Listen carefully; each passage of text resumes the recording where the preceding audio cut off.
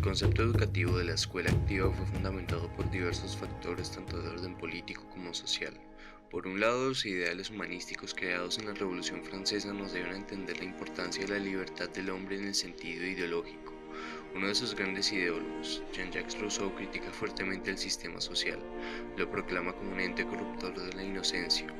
En su obra, Emilio o de la educación defiende ampliamente la importancia del desarrollo espontáneo y de estimular el deseo de aprender.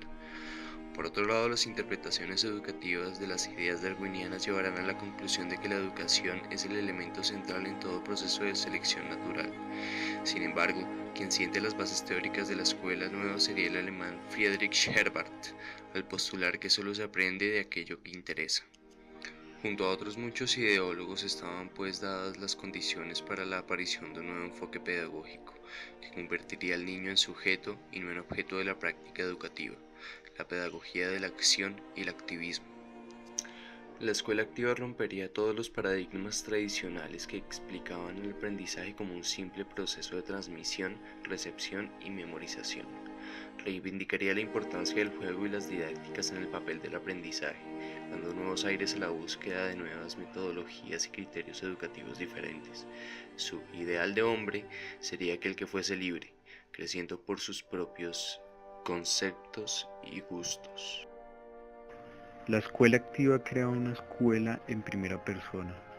Según la terminología de Knott, se considera que el desarrollo debe ser movido y orientado por una dinámica interna, ya que el alumno lleva en sí mismo los medios de su formación, de que el aprendizaje proviene de la experimentación y no recepción como se presuponía los enfoques previos. El maestro, el alumno y el saber necesariamente deben cumplir funciones diferentes a las que el modelo tradicional les asigna. Ahora el alumno es el centro, el eje sobre el cual gira el proceso educativo. Sus intereses deben ser conocidos y promovidos por la escuela, y aún más, esta debe garantizarle una autoconstrucción del conocimiento, la autoeducación y el autogobierno. De Crowley dice, no se trata de llevar una gallina al salón de clase para que la observen los niños, sino de que ellos mismos las críen, las cuiden, las alimenten en el gallinero y acompañándola en la pollada de sus huevos y en el posterior cuidado de sus polluelos. Este ejemplo se puede ver en el gimnasio moderno, ya que pues este método de optar porque los niños cuiden una paloma desde muy chiquitos para que jueguen con ellas, las alimenten y todo esto, y así para que crezca su propio conocimiento, ¿no? Los métodos activos privilegian la acción pretendiendo encontrar en ella una garantía de la comprensión. El niño debe acercarse a las plantas, a los insectos, conocer las ciencias naturales, visitando riachuelos, museos y fábricas. Conocerán el mundo social y escribiendo se acercarán a la literatura. Desde mucho tiempo atrás había existido de manera fragmentaria y esporádica materiales vinculados a la enseñanza. Aún así, la pedagogía de la acción introdujo en ellos dos significativas modificaciones. En primer lugar, los nuevos materiales serían diseñados para niños y no para docentes, como sucedía anteriormente, y aparecían de esta forma los útiles de la infancia. En el segundo lugar, los materiales estarían destinados a permitir, mediante la manipulación y la experimentación, la educación de los sentidos del niño. De un lado, la reivindicación de una evaluación cualitativa por oposición a una cuantitativa, y de otro, la tesis de que hay que privilegiar los procesos frente a los resultados, como muy acertadamente dice Cole, para ubicar la debilidad de los estudiantes estos debates y tratar de centrarlos en torno a aspectos esenciales. es decir, que el aprendizaje proviene de la acción o manipulación de los objetos.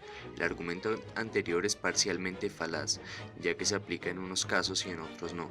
Se aplica cuando hablamos de conceptos y aprendizajes cotidianos y prácticos, pero no cuando hablamos de conceptos científicos. Así, por ejemplo, la ley de la gravitación no es visible al ojo humano, como tampoco son los átomos, las micropartículas, la relatividad, el poder, las revoluciones sociales, los agujeros negros, etc. Los conceptos científicos no se forman a partir de las vivencias cotidianas. Si así fuera, no serían necesarias las escuelas ni los docentes. Así pues, la escuela activa equivocadamente identifica los métodos de enseñanza receptiva con aprendizajes por procesos mecánicos. De esta manera, existe una confusión entre la naturaleza y las características estructurales del aprendizaje con las formas mediante las cuales se obtiene, creyendo que solo los métodos por descubrimiento generan aprendizaje significativo, al tiempo que los métodos receptivos generan aprendizaje mecánico. La solución de problemas, acertijos o rompecabezas y la investigación científica se desarrollan por su parte mediante aprendizajes por descubrimiento.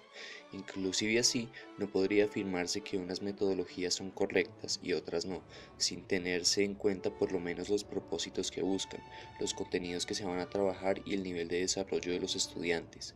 Creer que existe un método general aplicable a todas las ciencias y a todos los niveles ha sido uno de los elementos de excesivo optimismo que subyace en la posición activista. El mayor aporte de la teoría del aprendizaje significativo a la educación proviene de la distinción señalada anteriormente. Creer que existe un método general de enseñanza aplicable a todas las ciencias, edades y niveles de desarrollo y que en la escuela debe predominar el aprendizaje por descubrimiento ha originado algunos de los mayores problemas del activismo. El aprendizaje por descubrimiento tiene posibilidad de ser utilizado en la escuela en determinados periodos y condiciones. Reconociendo que existen condiciones adecuadas en la utilización del método por descubrimiento, se hace necesario resaltar sus limitaciones, ya que, como hemos dicho, el activismo generalizó indiscriminadamente una metodología válida para ciertos propósitos y condiciones. La espontaneidad, la intuición y la opinión suelen ser importantes en varias esferas de la vida, pero en las ciencias pueden ser un obstáculo por lo menos en algunas de sus fases. Como dice Bachelard en 1973, la opinión piensa mal, no piensa, traduce las necesidades en conocimiento. Al designar los objetos por su utilidad se niega a conocerlos. No se puede basar nada sobre la opinión, antes hay que destruirlo. Es el primer obstáculo que hay que superar. La escuela nueva promueve la opinión subjetiva, personal e idiosincrasia y al hacerlo limita la formación de un pensamiento argumentativo. La escuela nueva presenta la versión más clara del optimismo pedagógico. Fieles continuadores de Rousseau, los teóricos de las pedagogías activas llegan a creer en la supuesta necesidad natural del niño de recibir una educación y de la apetencia por el saber que estaría en el germen de la curiosidad infantil y en la bondad natural que los caracteriza. La escuela activa representa un avance en tanto favorece la humanización de la enseñanza y reivindica la necesidad de abordar la dimensión socioafectiva. Por primera vez, el niño aparece en la escuela como un ser con derechos, con capacidades, preguntas e intereses propios. La escuela toma un papel de simple guía o acompañante al maestro y defiende a los currículos abiertos y los centros de interés. En estas condiciones, el activismo es un excelente modelo pedagógico para formar conceptos cotidianos y empíricos, bastante más adecuado en los primeros años de la formación, pero tiene poco que decir en lo concerniente a la formación de individuos que busca que comprendan las principales redes conceptuales y las categorías de ciencias naturales, el lenguaje, las ciencias sociales, la tecnología o la matemática, y tienen poco que aportar para favorecer la comprensión y la sensibilidad artística y estética.